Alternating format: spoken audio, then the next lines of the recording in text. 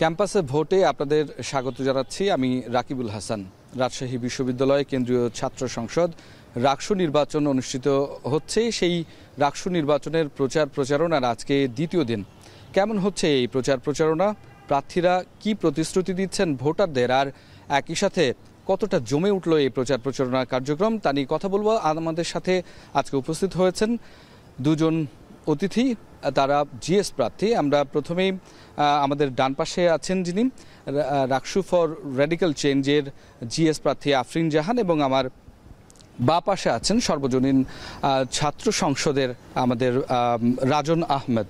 আমরা দুজনকে স্বাগত জানাচ্ছি। আজকে প্রথমেই একটু আফরিন, আপনার কাছ থেকে জানতে চাইব যে এই যে নির্বাচনী প্রচারণার আজকে দ্বিতীয় দিন, খানিকটা বৈরী আবহাওয়া, সব কিছু উপেক্ষা করে কেমন চলছে আপনাদের প্রচারণা? কি প্রতিশ্রুতি নিয়ে যাচ্ছেন ভোটারদের কাছে? দীর্ঘ ৩৫ বছর পর রাজশাহী বিশ্ববিদ্যালয়ে রাকসু নির্বাচন অনুষ্ঠিত হতে যাচ্ছে। শিক্ষার্থীদের মধ্যে দারুণ উচ্ছ্বাস কাজ করতেছে। তারা ঈদের আনন্দের মতো আনন্দপূর্ণভাবে তারা এই আমেজটাকে উপভোগ করছে। তো এখন যেহেতু ব্যালট নম্বর দিচ্ছে, আমরা শিক্ষার্থীদের কাছে যাচ্ছি, তারা আমাদের দারুণভাবে সাড়া দিচ্ছে। তবে একটা বিষয় বলি, সেটা হচ্ছে যে রাজশাহী বিশ্ববিদ্যালয় কিন্তু ১৯৫৩ সালে প্রতিষ্ঠিত হয়েছে। এত বড় একটা বিশ্ববিদ্যালয়, এত প্রাচীন একটা বিশ্ববিদ্যালয়, কিন্তু এই বিশ্ববিদ্যালয়ে ব্যাপকভাবে যে সংকট, সেটা হচ্ছে আবাসন সংকট, যার ফলে মাত্র ৩৩% শিক্ষার্থীরা দেখা যাচ্ছে যে হলে অবস্থান করে, আর বাকি ৬৭% শিক্ষার্থী বাস করে হচ্ছে ক্যাম্পাসের বাইরে। এখন এই আমাদের সব কয়টা শিক্ষার্থীর কাছে কিন্তু রিচ করতে হবে, যেহেতু আমরা সেন্ট্রাল থেকে নির্বাচন করতেছি। সেক্ষেত্রে আবহাওয়া যেহেতু বৈরী, আমাদের এটা অনেকটা কষ্টকর হয়ে যাচ্ছে আর কি, প্রতিটা শিক্ষার্থীদের কাছে রিচ করাটা। ধন্যবাদ আপনাকে। আপনার কাছে আবারও আসবো আমরা। একটু রাজন, আপনার কাছ থেকে জানতে চাই যে আপনারা আসলে যে ভোটারদের কাছে যাচ্ছেন, কি প্রতিশ্রুতি নিয়ে যাচ্ছেন, বা আপনারা তো দীর্ঘদিন থেকে রাজনৈতিক সংগঠনের সাথে জড়িত, কি ধরনের সমস্যাগুলো এই বিশ্ববিদ্যালয়ে দেখেন? ধন্যবাদ। আমরা দেখছি যে রাজশাহী বিশ্ববিদ্যালয় সবসময় হচ্ছে যে অবকাঠামো উন্নয়নের জন্য হচ্ছে যে কাজ করছে। প্রতিষ্ঠা ৭৩ বছরের পর এখনও হচ্ছে যে অবকাঠামো নিয়েই হচ্ছে যে মনোযোগী আমাদের প্রশাসন। তো আমরা শিক্ষার্থীদের কাছে যাচ্ছি আমাদের শিক্ষার মান উন্নয়নের জন্য, আমাদের একাডেমিক যে উন্নয়ন, আমাদের একাডেমিক যে অর্জনগুলা, সেগুলা আমরা যাতে হচ্ছে যে একাডেমিক অর্জনের দিকে ফোকাস করতে পারি, সেক্ষেত্রে আমরা সেগুলো নিয়ে কথা বলছি শিক্ষার্থীদের। ধন্যবাদ রাজন আপনাকে। আসলে ১৭তম নির্বাচন হতে যাচ্ছে রাকসুর, এবং এই সময়ে দীর্ঘদিন পর, এই দীর্ঘ ৩৫ বছর পর এখানে প্রার্থী ভোটার প্রত্যেকে আসলে নতুন। এই নতুন যেই ভাবে আসলে আবারও ভোটটা হচ্ছে, এই ক্ষেত্রে আসলে আপনারা এই প্রচারণার ক্ষেত্রে কোথাও কোনো ধরনের বাধা বা কোনো কিছু নতুনত্ব পাচ্ছেন কিনা? শুরুতেই বলেছি যে ৩৫ বছর পরে কিন্তু রাকসু নির্বাচন হতে যাচ্ছে। আরেকটা কথা বলি, আমাদের এত বড় এবং এত প্রাচীন একটা বিশ্ববিদ্যালয়ে যে নারী কোনো ভিপি এবং জিএস ক্যান্ডিডেট কিন্তু ছিল না। এই প্রথম যে নারী এবং ভিপি জিএস ক্যান্ডিডেট হয়েছে, আর আমি তো রাকসু ফর রেডিক্যাল চেঞ্জ থেকে জিএস ক্যান্ডিডেট হিসেবে নির্বাচন করতেছি।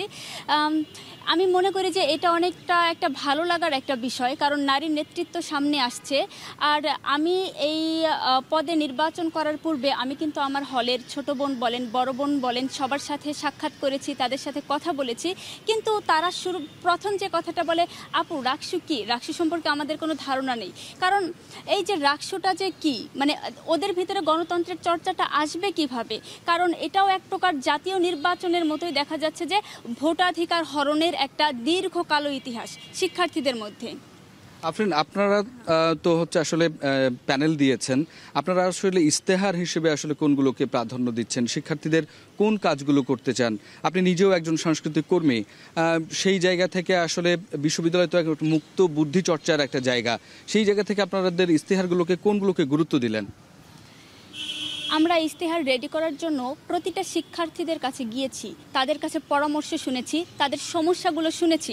আর আমি যেহেতু এই ক্যাম্পাসের মেয়ে, এই হলের মেয়ে, আমি কিন্তু খুব ভালোভাবে জানি এই ক্যাম্পাসে এই হলের কি কি সমস্যা।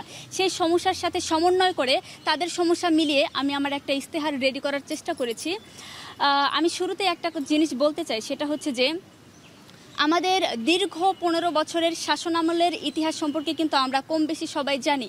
আর আমি একটা জিনিস খুবই বিশ্বাস করি, সেটা হচ্ছে এই বিশ্ববিদ্যালয়ে যারা ভর্তি হয় তারা প্রতিটা শিক্ষার্থী মেধাবী, প্রতিটা শিক্ষার্থী অসাধারণ, প্রতিটা শিক্ষার্থী তাদের জন্য আসলে কোন বিষয়গুলোকে আসলে প্রাধান্য দিচ্ছেন, যদি একটু মোটা দাগে আমরা শুনতে চাই। সেটাই বলতে যাচ্ছি আর কি। তো আমি প্রথমেই যেটা চাচ্ছি সেটা হচ্ছে যে এই শিক্ষার্থীদের ওপর যেন কোনো মতাদর্শ জোর করে চাপিয়ে না দেওয়া হয়, তারা যেন ভয় ডরহীনভাবে এই ক্যাম্পাসে বিচরণ করতে পারে, যেটা এই দীর্ঘ 15 বছর ছিল না। এটাকে আমরা প্রথম প্রাধান্য দিচ্ছি। আরেকটা বিষয় যে এইখানে যারা ভর্তি হয় বিশ্ববিদ্যালয়ে তারা কিন্তু অবশ্যই সচেতন।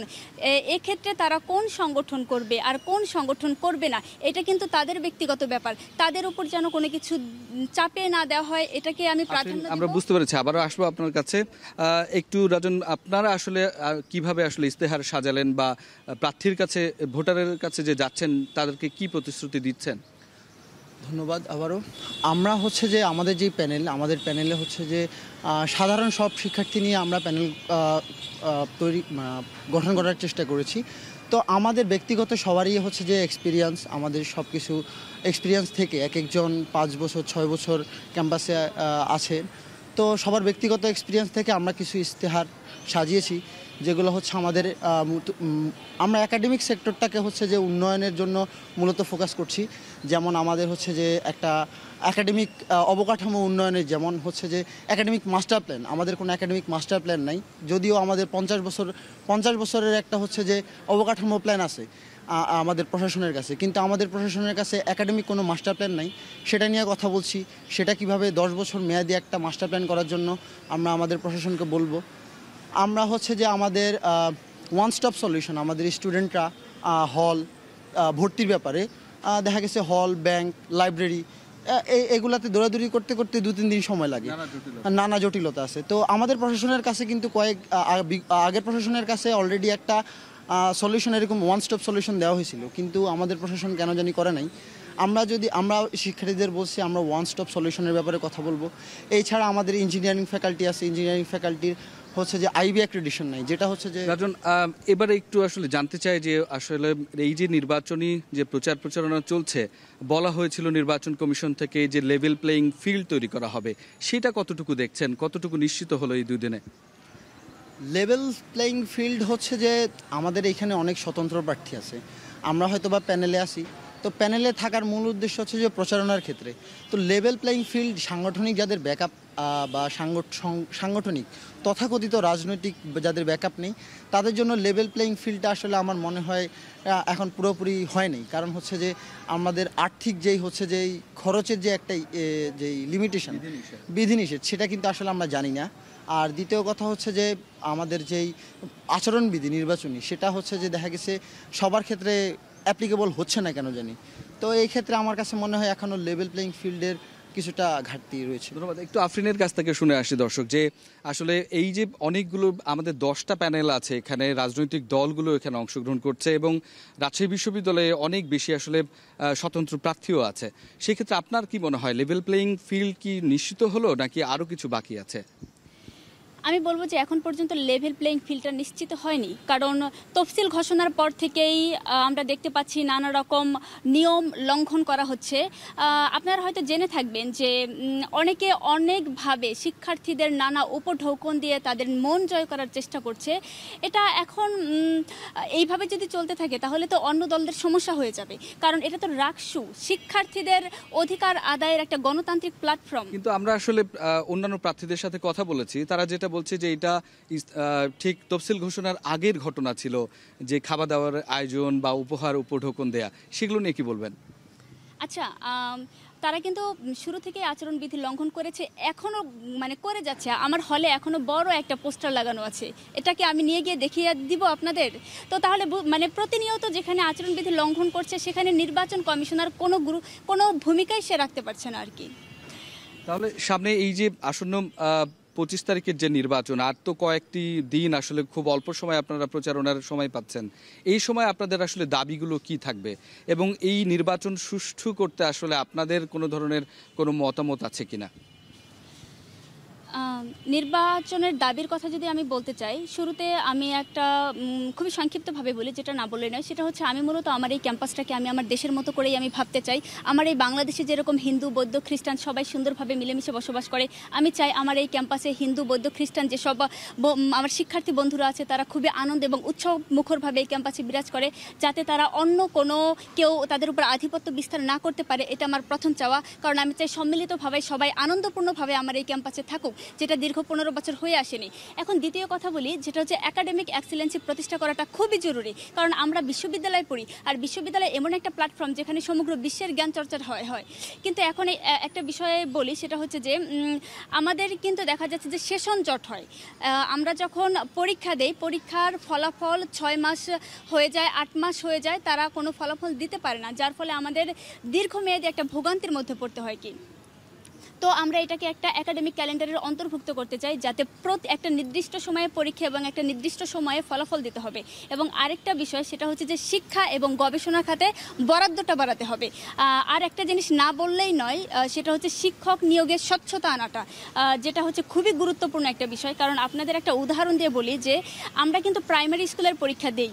প্রাইমারি স্কুলের পরীক্ষা যখন দেই, কি পরিমাণ হিউজ পরিমাণ কম্পিটিশনের মাধ্যমে ছোট ছোট বাচ্চাদের শিক্ষক হিসেবে আমাদের নিয়োগ পেতে হয়। কিন্তু বিশ্ববিদ্যালয়ের শিক্ষকরা, যেটা হচ্ছে যে একটা দেশের সর্বোচ্চ বিদ্যাপীঠের শিক্ষার্থীদের শিক্ষকরা কখন কিভাবে কারচুপিভাবে নিয়োগ হয়ে যাচ্ছে আমরা সেটা জানি না।